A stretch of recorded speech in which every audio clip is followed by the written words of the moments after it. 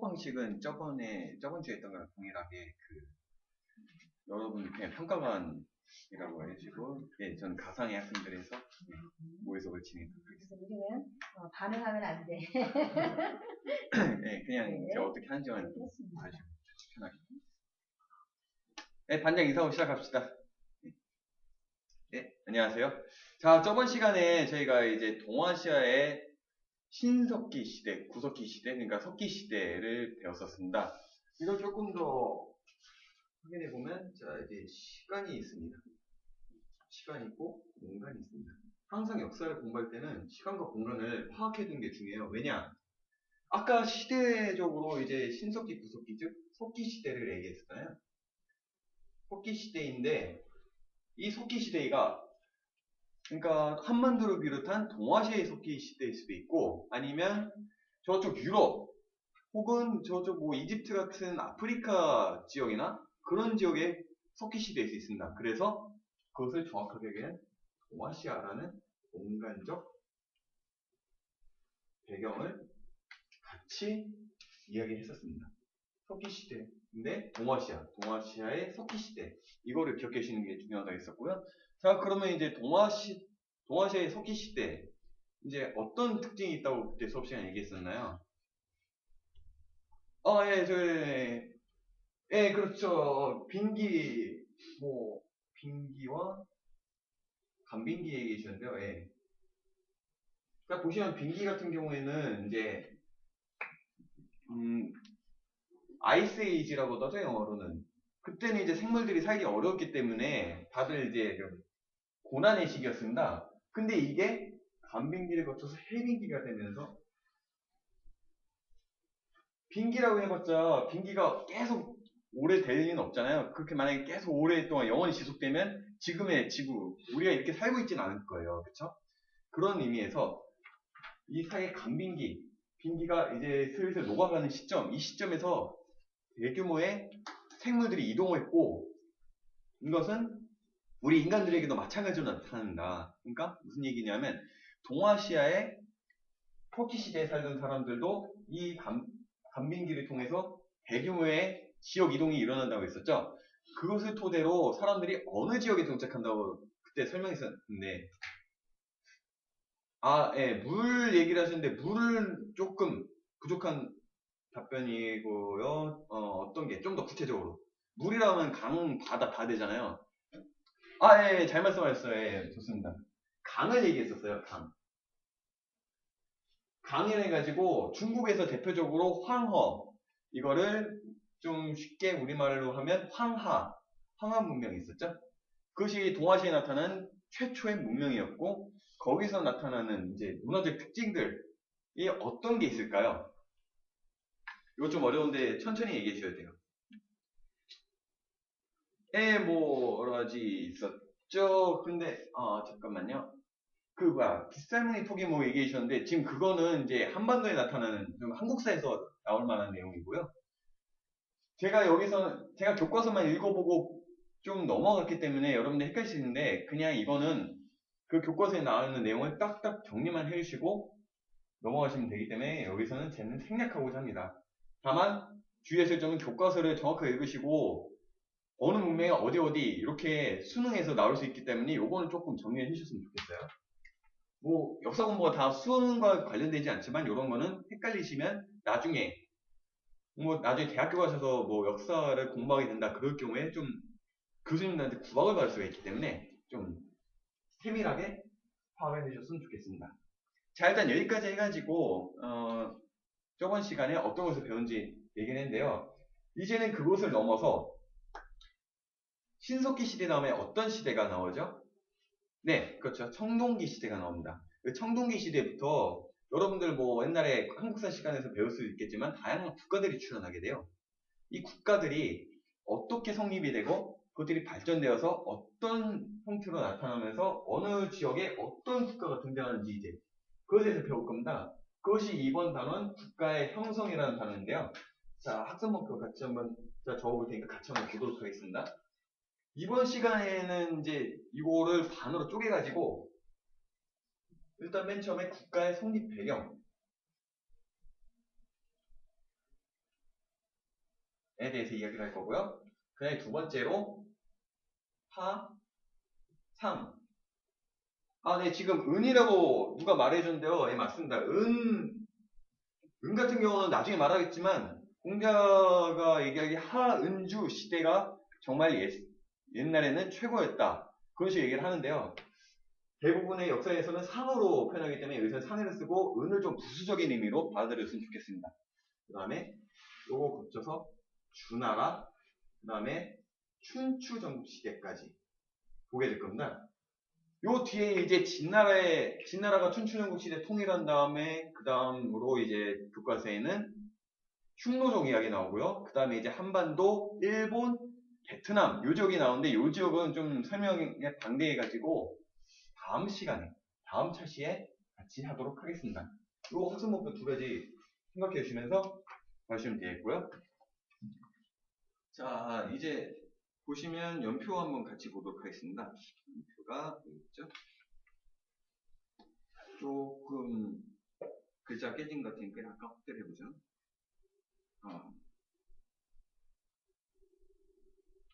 자, 지금 보시면요. 요 왼쪽에는 한국사가 얘기가 쭉 나오고요. 이제 여기서부터 우리가 배울 텐데요. 요 진 이전에 춘추전국 시대가 있었고, 그 위로 이제 하은주가 있었습니다. 거기가 우리가 배울 부분이니까 이 시대가 어느 시대구나 하고 이해하는데 이 연표를 보시면 되겠습니다. 자, 그러면 이제 오늘이 잠깐만요. 27일이죠. 27에서 11월이니까 11번을 빼가지고 16번 16번 학생이 지금 그 교과서 27쪽이죠. 오늘 배울 부분이 27쪽 한번 같이 읽어봐 주시겠어요? 그리고 요거는 잠깐 생략하겠습니다. 네, 잘 읽었습니다. 자, 한번 교과서 같이 한번 컴퓨터로 띄워서 보도록 하지요. 잠시만요. 여기 있습니다.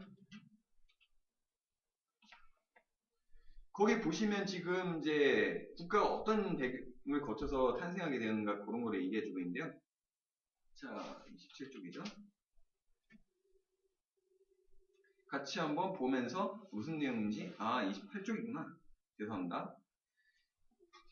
무슨 내용인지를 한번 같이 보도록 하겠습니다. 자, 일단 맨 처음에 보시면 집단과 집단 사이 빈부의 차가 생겨나고 신분의 분화가 일어났다 생각하는데요. 자, 청동기 시대에는 무슨 사람들이 뭘 먹고 살았을까요? 그러니까 무엇을 하면서? 사냥은 구석기나 신석기 시대 쪽이고 그게 더 메인이었고, 그렇죠. 농경이죠. 청동기 시대에 이제 농경이 주를 이루게 되었습니다. 농경. 자, 이 농경이 주를 이루게 되는데요. 농사를 짓는 거죠. 농사를 짓게 되다 보니까 일단 첫 번째로 사람들이 좀 모여서 살게 돼요. 그러니까 한 자리에 정착해서 살게 된다. 예를 들어서 이렇게 강이 있어요. 강이 있고 요 근처에 이제 사람들이 이렇게 모여 살게 되죠. 옛날에 석기 시대 같은 경우는 사람들이 사냥하면서 아까 얘기했던 아까 허군이 사냥에 대해서 얘기했었는데, 사냥은 그 지역에 사냥할 뭐 사슴이나 멧돼지 이런 동물들이 다 떨어지면 이동을 할 수밖에 없었잖아요. 그런 식으로 약간 지금으로 말하면 뭐 유목민족 그런 느낌으로 지내게 되지만, 농사 같은 경우는 이제 그 지역에서 한번 수확하고 나서 땡이 아니라 또 거기다 씨 뿌려서 또 농사를 지을 수도 있는 거잖아요. 그런 식으로 사람들이 한 자리에 정착하면서 살게 됩니다. 자, 이제 여기서 농경이 하게 되면 사람들이 그 곡식을 다 먹게 될까요? 농사의 결과물을? 아니죠, 그쵸? 뭔가를 남깁니다. 요게 이제 여러분들이 얘기를 들어봤을 때 잉여생산물이라고 하는데요. 사람들 중에는 농사를 잘 지어가지고 이 잉여생산물이 많은 사람이 있는가 하면 적은 사람들은 아예 없이 지내게 됩니다. 그러면 이 잉여생산물이 어떤 식으로 해서 이제 신분이 되게 됐냐? 옛날에는 만약에 박군이 예를 들어서 뭐 저기 있는 김군의 뭐 헤드폰이 갖고 싶다. 그렇게 한번 생각을 해봐요. 그러면 옛날에는 뭐로 거래를 했을까요? 지금 이 시대, 청동기 시대에는 돈? 돈이 그때 없었어요. 돈이 없었고 돈 비슷한 게 있었는데. 아, 예, 맞아요, 맞아요. 곡식. 그러니까 지금 말하는 잉여 생산물 요거 가지고 좀 거래의 수단이 된 거죠. 그런 식으로 했기 때문에 아까 얘기했던 잉여 생산물이 많이 남은 사람들, 그 사람들이 뭔가 매우 유리했습니다. 이 사람들 심지어 물건을 사는 것만 아니라 이렇게 곡식을 주면서 야, 너 이제 내 밑에서 좀 일 좀 해라. 그런 식으로까지 관계가 발전하게 된 거죠. 이것이 신분제가 되면서 많이 그 잉여 생산물이 많은, 곡식이 많은 사람 혹은 적은 사람 이렇게 나눠지게 됩니다. 요것이 이제 여기에서 일어난 일이에요. 요 한 단체가 있다 해보죠. 근데 보세요. 과연 여기에서만 일어나느냐? 다른 데서 농사를 지면 똑같은 일이 일어날 거예요. 그러면 뭐 여기는 예를 들어 1년에 한 뭐 100그릇 제 곡식을 농사 짓는다 쳐봐요. 그럼 뭐 여기 한 250, 여기는 1000 막 이래요. 그러면 어떻게 되느냐면 이 1000곡식 가진 사람들이 막 1000그릇의 곡식을 막 농사 지을 수 있는 국가는 아니고 공동체죠. 이 공동체가 100그릇을 농사 지는 공동체인데 찝적대요.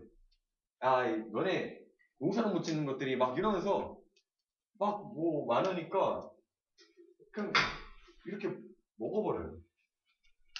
똑같죠? 지금 요거 안에서 이렇게 일어나는 일이 요 공동체 안에서 똑같이 일어나고 있는 겁니다. 그런 식으로 되면서 점차 하나하나씩 모이게 돼요. 그리고 다른 데서도 뭐 똑같은 일이 여러 계속 일어나겠죠? 이 것들이 하나로 뭉쳐지면서 국가가 되는 겁니다. 청동기를 무기로 사용하면서는 집단 사이에 투쟁과 병합이 반복되고 힘센 집단이 등장했으며 제가 여기서는 말 안 했지만 이렇게 전쟁하는 도중에 무기가 발달하게 되잖아요. 그럼 무기가 발달하게 되면서 아 맞아 지금 좋은 질문 들었어요. 그 청동기로 무기를 쓰느냐는 질문이 들어왔는데요. 청동은 아시다시피 엄청 무릅니다. 약해요. 금속으로서는 뭔가 좀만 충격을 줘도 그러니까 쉽게 얘기해보죠. 돌이 있어요. 돌이랑 청동기랑 짱 부딪히면 돌은 좀 멀쩡한데 청동기는 막 이가 나가고 모양 우그러지고 난리 납니다. 이렇기 때문에 그 당시에는 아직 무기는 좀 날카롭게 간 돌 쪽이에요. 나중에 철기로 넘어가게 되면 뭔가 철제 칼, 철제 창, 아니면 화살 쪽을 철로 만든다든가 그런 식으로 무기가 발달하게 되지만 이 청동기 시대까지는 아직까지는 돌을, 석기를 무기로 쓴다. 청동기 같은 경우는 그럼 어디에 쓰느냐? 요거는 좀 요거 주제에 벗어나는 거긴 한데 잠깐 설명드릴게요. 그러니까 뭐냐 하면 지도자가 있잖아요. 뭐 공동체별로 뭐 지도자 뭐 그런 사람들 있잖아요. 그런 사람들이 자신들이 믿는 신한테 제사 지낼 때 그럴 때 쓰는 용도입니다. 일단 요 정도만 간단하게 알아두시고 좀 궁금하시면 나중에 교무실 찾아오세요 저한테. 그러면 제가 좀 많이 자세하게 친절하게 가르쳐 드리겠습니다. 여기서는 좀 수업에 벗어나기 때문에 좀 이렇게 넘어가는 거 양해해 주시고요. 아무튼 이렇게 해가지고 이 집단들이 이 과정을 통해서 국가가 탄생하게 되는 겁니다. 자, 이렇게 국가가 탄생하게 되면요. 지도자들이 나타나게 되는데요. 이 지도자들이 어떤 모습을 가진지는 좀 이따가 살펴보도록 하겠습니다. 동아시아에서 가장 먼저 국가가 등장한 것은 황홀한 중요일 때였다. 아까 전에 복습할 때도 알아봤지만 동아시아에서 가장 먼저 문명이 일어나는 것도, 그러니까 문명이 일어나는 것도 황하 문명이었죠. 네. 그런 식으로 해서 보니까 황하에서 국가가 맨 처음 일어난 것도 어쩌면 당하는 걸 수 있겠습니다. 가장 먼저 일어났으니까. 기원전 2000년경에 세워진 하왕조가 중국 최초의 왕조로 알려져 있었는데 최근에는 하왕조의 것으로 추정되는 유물이 발견되기를 하였다. 그러니까 역사서에는 좀 하에 대해서 기록이 많이 없어요. 그렇기 때문에 이것이 전설의 왕조, 그냥 말로만 들어요. 옛날에 뭐가 있었다 카더라 이런 식이거든요. 근데 이게 조금씩 유물이 발견되고 있다는 겁니다. 요 정도만 기억해 주시면 되고요. 기원전 1500년경에 은이라고 했죠 아까?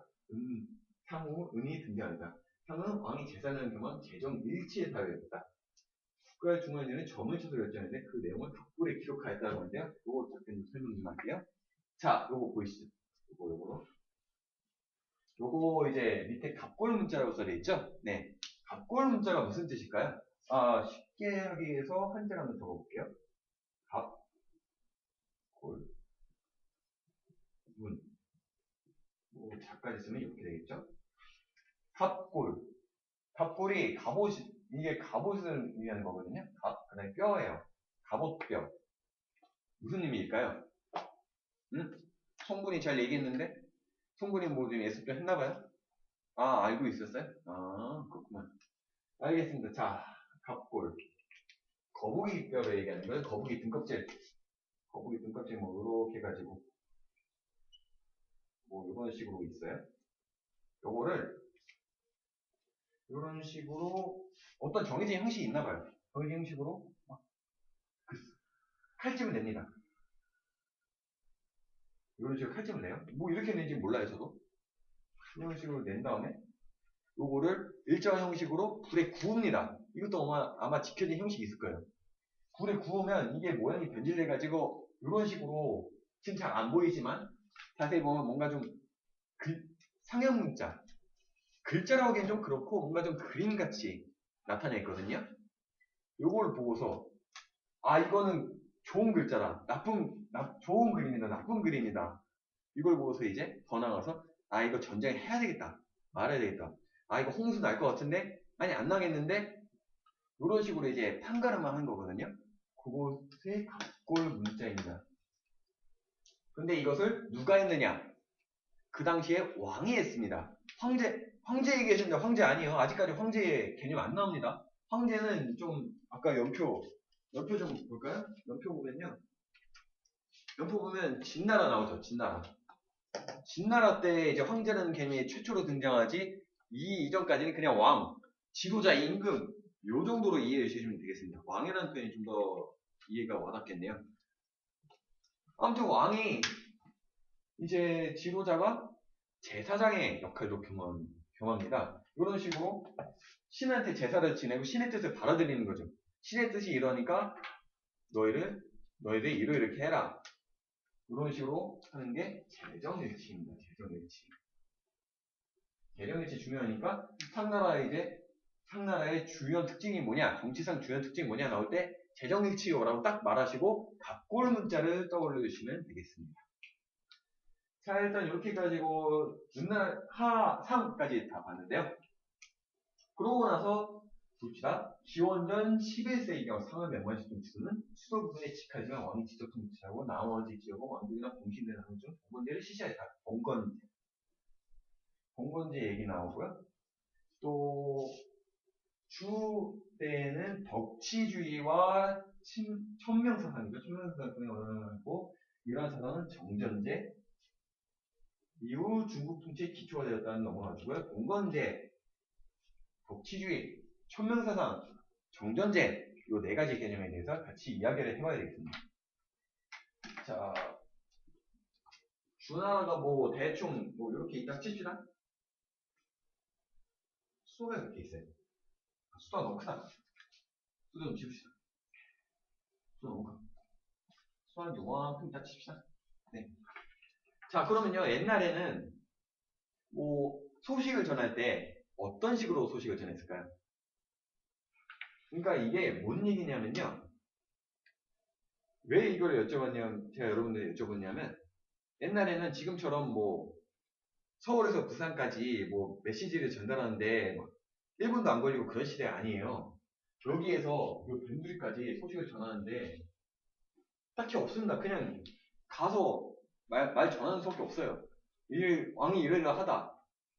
이거는요, 왕이 모든 국가를 통치하는, 이런 온전한 내모를 통치하는데 참 어려움을 줍니다. 왜냐하면요.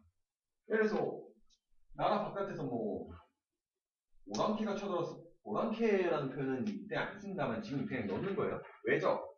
적이 쳐들어왔습니다. 혹은 이놈이 여기 이쪽에 홍수 나는데 저희 지금 세금 내기 힘들 것 같습니다. 저 줄이시면 안 될까요? 이런 거 소식 전할 텐데 엄청 오래 걸릴 거 아닙니까? 이 정도 거리면. 지금 막 이렇게만 써놨는데, 당장 중국 대륙만 하더라도 엄청 넓은데, 그걸 소식을 한꺼번에 확 전달하기 힘들잖아요. 그래갖고 그 당시에 나온 그나마 좀 나은 제도가 봉건제였습니다. 잠깐만 봅시다. 28쪽에 그 밑에 생각 자료인데, 그거랑 같이 연계되는 내용입니다. 이런 식으로 땅을 조금씩 떼어줘요. 땅을 떼어주면서 이 지역은 너네가 알아서 다스려라 하면서 왕이 자신의 뭐 동생이랄지 아니면 뭐 친척, 뭐 사촌 혹은 자기 주변의 뭐 신하들은 좀 멀리 견디는데 아니면 이제 친척들이 또 다스리기 힘들면 그 안에서도 뭐 친척들의 친척 뭐 이런 식으로 쭉쭉쭉쭉 갈려나가죠. 그게 이제 설명해 주는 게 지금 생각자료에서 보여주는 봉건제입니다. 자, 이제 봉건제를 보면요. 여기 천자가 보이고요. 제후가 있습니다. 그 다음에 대구, 사, 뭐 이런 식으로 있는데요. 그러니까 천자를 이을 수 없는 친척들이 제후로 넘어가서 뭐 이런 노른자. 지금 서울, 우리나라로 치면 뭐 인천이나 뭐 경기도 이런 데 있죠? 그런 데를 차지합니다. 그러고 나서 그 제후들도 또 다스리기 힘들어하니까 그 밑에 대부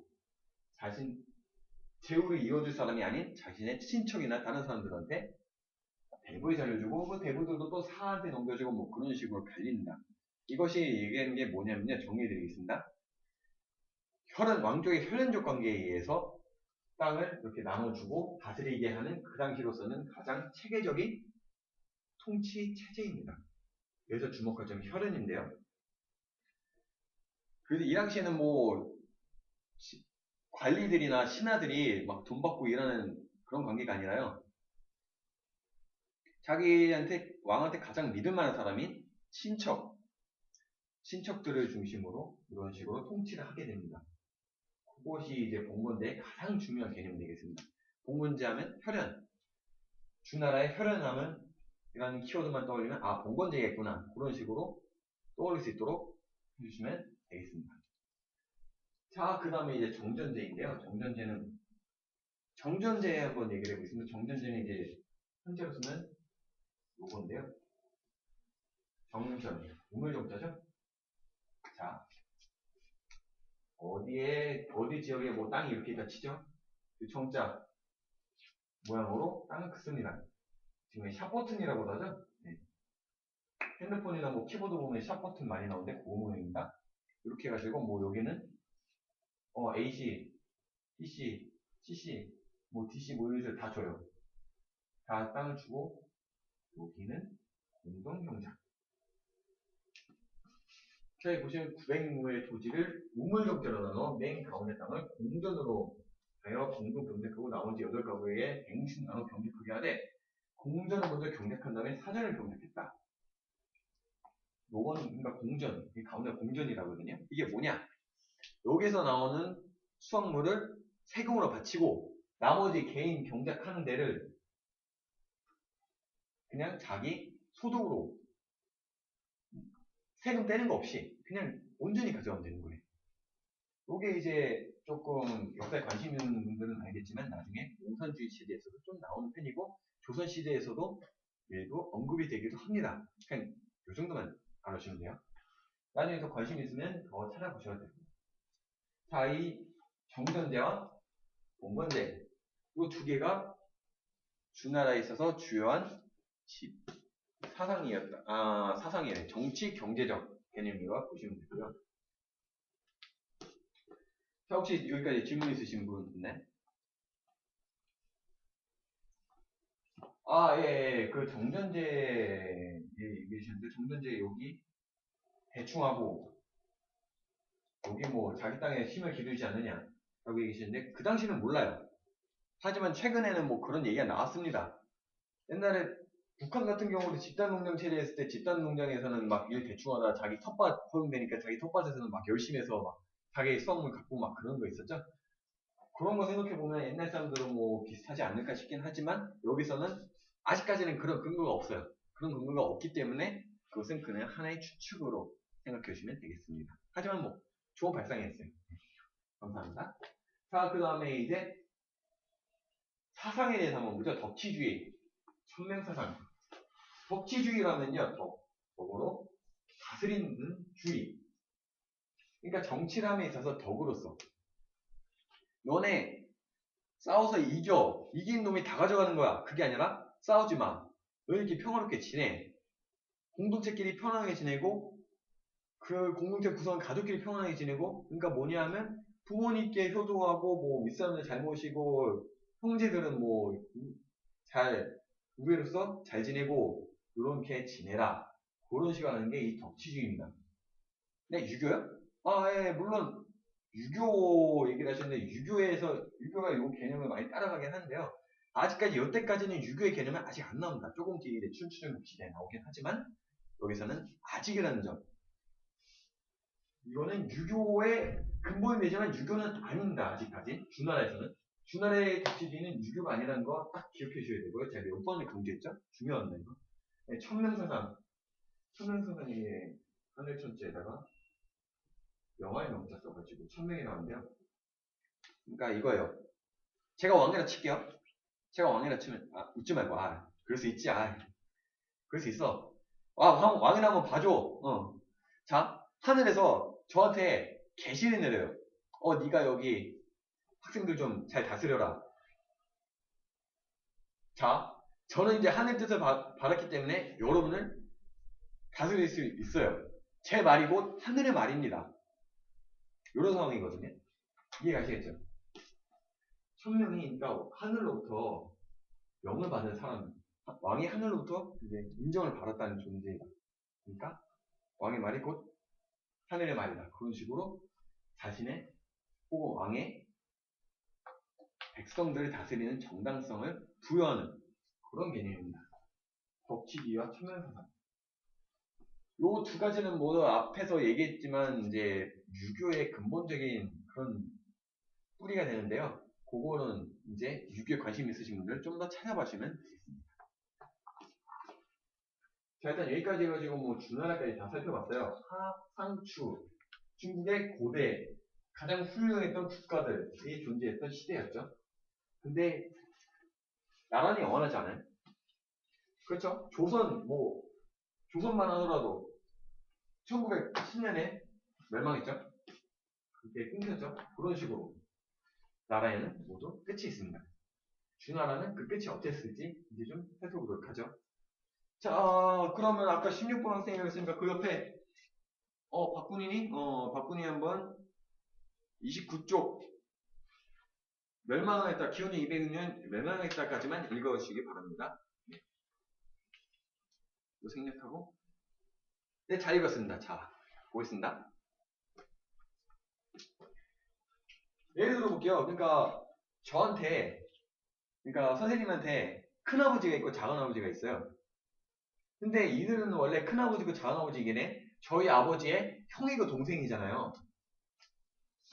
뭐 아버지가 이렇게 있으면 아버지, 형, 큰아버지, 그 다음에 작은아버지.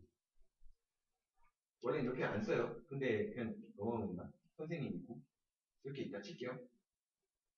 이게 저희 아버지한테는 뭐 형제의 개념으로 다가오겠지만 저한테는 그냥 단순히 큰아버지, 작은아버지의 개념으로 다가오잖아요. 이게 더 나아가 볼게요. 할아버지의 경우에 가면 이게 작은할아버지가 되고 큰할아버지가 되는데 이 의미는 더욱더 퇴색될 수밖에 없죠. 그렇죠? 시간이 지날수록 그 혈연이 약해지게 됩니다. 그게 여기서 얘기하는 시간이 지날수록 왕실과 제후 사이의 혈연 관계는 멀어지고 이 부분이거든요. 왕실의 통치권이 약화되었으면 그러니까 주변 뭐 왕이 예를 들어서 아까 전에 얘기했던 외적으로 이렇게 쳐들어온다. 그러면 군사를 일으켜서 맞서야 되잖아요. 맞서야 되는데 왕이 옛날에는 형님들 친척분들 좀 도와주십시오. 군사 좀 내주세요. 그럼 딱 군사가 모였어요. 근데 이게 혈연 관계가 약해지니까 옛날에는 그랬는데 지금은 저 이제 어떻게 하고서 그냥 좀 우물쭈물하게 되는 관계가 되는 거예요, 이게. 그러다 보니까 통치권이 약화되는 게 이런 식으로 이해해 주면 되겠습니다. 그러면서 제후의 세력은 강화되는 거죠. 당연하죠. 간섭이 없으니까. 왕의 간섭이 없으니까. 왕의 간섭이 없으니까, 뭐, 내 마음대로 해도 되겠네요. 룰랄라. 이러면서 왕이 약해지면서 제후권이 강화된 겁니다. 이 무려 서북 쪽에서 건영이 침입하였고, 서북 쪽에는 뭐 이쪽인데, 서북 쪽에서 건영이 침입하였고, 이로 인해 중국은 춘추전국에는 분열 전쟁이 시대. 그러니까요, 생각해볼게요. 외적이 이렇게 쳐들어왔는데, 나라가 한 뜻으로 군대를 모아서 전쟁을 못 나면 시방은 어떻게 하겠어요? 안 되겠다. 우리 스스로 우리를 지켜야 되겠다. 우리가 왕이 되어야 되겠다. 우리 이 작은 곳이 나라가 되어서 이곳을 지키자. 그런 식의 국가들이 작은 국가들, 요 안에 작은 국가들이 생겨나기 시작하고 그래 그럼 나도 그러면서 국가들이 막 생겨난다. 개판이 되는 거예요. 주나라 안에서 이제 주나라 중앙의 왕은 무시한 채 자기네들끼리 국가를 갈려서 싸움을 일으키게 됩니다. 이제 이게 아까 연표에서 봤던 그 시대, 춘추전국 시대죠. 진나라 통일되기 전까지입니다. 한 요쯤이에요, 요쯤. 요때 아주 치고먹고 싸우고 난리 납니다.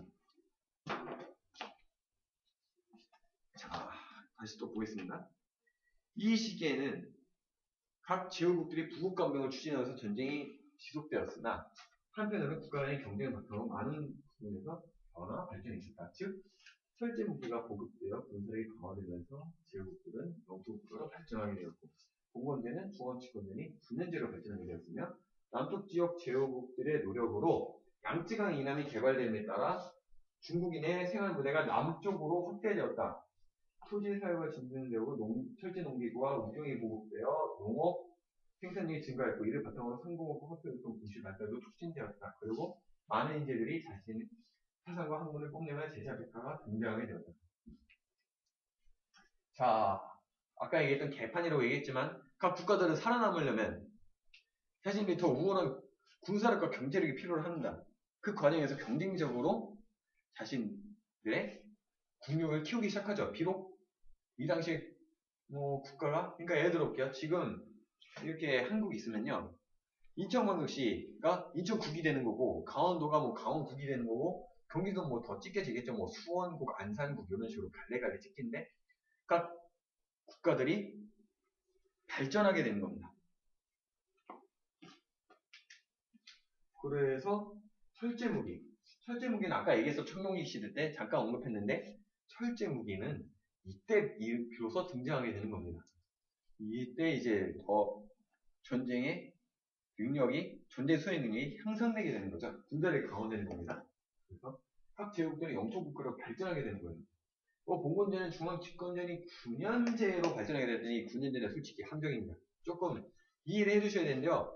한나라에 9년제가 있고 요때 9년제가 있는데 요때 9년제라고 해봐야 이때는 정말 작은 도시국가들이기 때문에 그 9년제가 거의 의미가 없다고 봐도 돼요. 나중에 이제 다음 시간에 배우게 될 진나라를 넘어선 한나라 같은 경우에는 이 주, 군, 현으로 딱딱 도시의 행정 조직을 완비해요. 이게 바로 진정 의미의 9년제이고 여기서는 그 9년제에 그냥 틀만 어느 정도 하는 알맹이는 없는 알맹이 있다 해도 좀 미약한 그런 느낌으로 9년제 이해해주시면 되겠습니다. 그리고 이제 양쯔강 이남 개발됨에 따라 이건 그냥 강남 이 당시에 중국 역사소설이나 문학 같은 작품을 보게 되면요. 강남이라는 표현이 되게 많이 나옵니다. 이 강남이 이제 양쯔강이나 이때부터 시작된 거라는 것만 알아주시면 되고 양쯔강이 이제 장강이라고 하죠. 장강 남쪽 중국 남쪽 지방이라고 이해하시면 되겠습니다. 네, 중국의 세운무가 남쪽으로 바뀌었다. 토지 사유가 진전되고 철제 농기구와 우경 요거는 한국사 배우시면서 같이 얘기를 나왔을 텐데요. 우리나라에서도 마찬가지로 철제시대에 철제 농기구 나오고 소리는 땅을 깊이 파면서 지력을 충분히 활용해서 그런 식으로 얘기 나오죠. 그거와 똑같은 얘기입니다. 농업 생산력이 증가했고, 농업 생산력이 증가한다는 것은 아까 얘기했듯이 경제력이 발전한다는 얘기입니다. 항공과 화폐유통 도시 발달도 촉진되었다는데요. 여기 지금 사진으로 안 나왔지만 한번 보고 갈게요. 이게 뭐냐면 혹시 요거 보신 분 있나요? 요거 어떤 모양으로 생겼어요? 아예 가운데 눈 보지 말고 눈 말고 면도칼? 면도칼을 알아요? 옛날에 뭐 저희 아버지 때 막 이발소에 막 면도칼 뭐 이런 식으로 입곤 했다는데, 예. 면도칼? 칼. 그렇죠. 칼이죠. 이것을 명도전이라고 합니다. 명도전.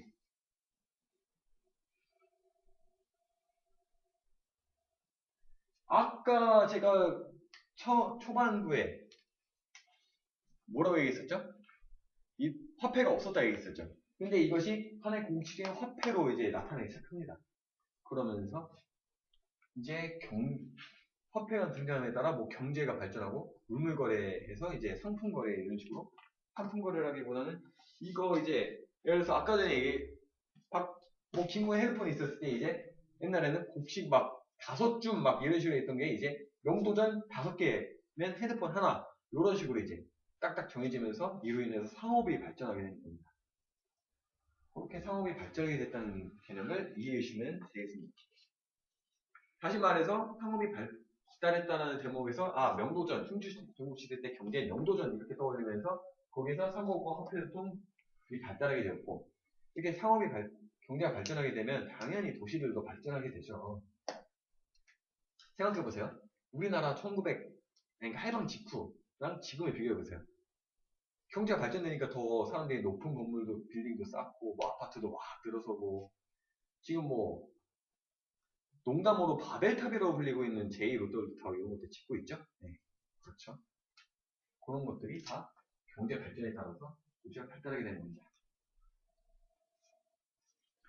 자, 그렇게 경제가 발전하게 되고 많은 이들이 자신의 사상과 선물을 뽐내면 제자백과가 등장했는데 이건 좀 다르게 얘기를 해볼게요.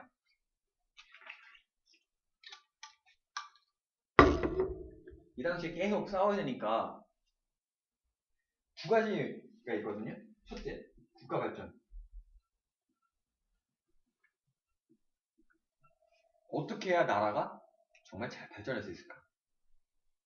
법으로 나라 사람들 다스려서 딱딱딱 틀에 맞춰서 FM으로 나라를 다스려야 됩니다. 그러면 백성들이 자연스럽게 따르면서 나라도 강력해질 겁니다. 아닙니다. 덕으로서 정말 사람들이 너울게 되고 그러면 주변 국가에서 우리나라 부러워해서 사람들이 막 몰려올 겁니다. 아닙니다. 여러 가지 아닙니다. 이거 공정고 아닙니다. 이런 식으로 국가 발전된 이야기들을 많이 하기도 하고요. 그 당시에 하도 전쟁만 치고받고 싸우다 보니까 사람들이 도덕 수준이 개판이 됩니다. 내가 뭐 이거 막 물건 슬쩍해도 되겠지. 내가 얘 해쳐도 되겠지. 죽여도 되겠지. 이런 식으로 도덕적으로 좀 해이해지는 게 오는데요. 사람들이 이것에 대해서 매우 분노를 하게 됩니다. 학자들이. 아니 이게 말이 되냐. 이게 사람답게 사는 거냐. 옛날에 하상 주 시대 사람들 떠올려봐라. 그 사람들 이러고 다녔냐. 아니잖아. 우린 돌아가야 돼. 그런 식으로 하면서 등장하게 되는 게 제자백가인데요. 공자도 보이고 뭐 여러 사람들 보입니다. 지금 여러 사람들이 이제 그 당시 춘추전국 시대를 빛냈던이라고 할 수도 있고 아니면 그 당시에 이름 날렸던 제자백가입니다. 백가라고 하는 게 이제 좀 설명을 해보자면요. 백가 100백자에 집 가짜를 쓰는데요. 요 가짜는 전문가 할 때 가짜거든요. 그러니까 뭔가 사람들을 얘기하는 겁니다. 그럼 100은 100인데 100명의 사람들이 있느냐? 그게 아닙니다. 정말 많은 학풍이 있었고 학파가 있었을 거예요. 그런데 그것을 많다는 의미로 100이라고 한 겁니다. 정말 많은 사람들의 학자들이 이 당시에 각 나라의 발전을 위해서 자신들의 아이디어를 나라에 바치고 그걸 토대로 벼슬을 하고 뭐 그런 식으로 제자백가들이 살아가게 되는 거죠. 한 그 정도만 이해해 주시면 되겠습니다. 또 볼까요? 가서 네, 일단 여기까지 해가지고 제자백과 설명을 끝났는데요. 제자백과 조금 부족할 수 있겠지만은 혹시 궁금하신 거? 공자 같은 경우도 네, 제자백가의 한 명이라고 할 수 있겠죠? 공자 같은 경우는 근데 이제 나라의 발전보다는 좀 하상주, 그러니까 이상적인 국가가 달랐어요. 뭐냐면요, 나라에서는 실용적인 걸 더 원했어요. 더 잘 싸우고, 더 경제적으로 발전하고, 우리 국력 부러워해서 사람들이 막 몰려들고 그런 거 원했는데, 그런 것보다 하상주의 도덕적인 그런 국가를 공자는 이상적인 국가로 봤던 거예요. 그렇기 때문에 덕으로 다스려야 된다. 덕치주의의 대표적인 인물이죠. 당연히 이게 좀 시간이 지나야 효과를 보는 거라서 나라에서는 글을 되게 좀 싫어했어요. 갖고 이리저리 옮겨 다녔어요. 원래는 노나라 사람 출신인데 막 돌아다니는 나라만 해도 한 10개? 10개 국가까지 돌아다니다 결국 마지막에 노나라에서 뭐 유학을 독립하고 제자를 가르치다 돌아가신 것으로 알려져 있습니다. 지금까지는. 이게 또 어떻게 바뀔지 모르죠. 자, 일단 여기까지 해가지고요. 오늘은 진나라 전까지 좀 봤습니다. 이제 이 밑에 좀 갓 읽어서 미안하게 했네. 미리 이해했을 때 샘 치우세요. 덕분은. 신 500년 동안 네, 진나라가 결국 춘추전국지를 통일한다. 이게 이제 다음 시간에 배울 거고요. 자, 그러면 여기까지 해가지고 한번 오늘 배운 내용들 쭉 보도록 하겠습니다.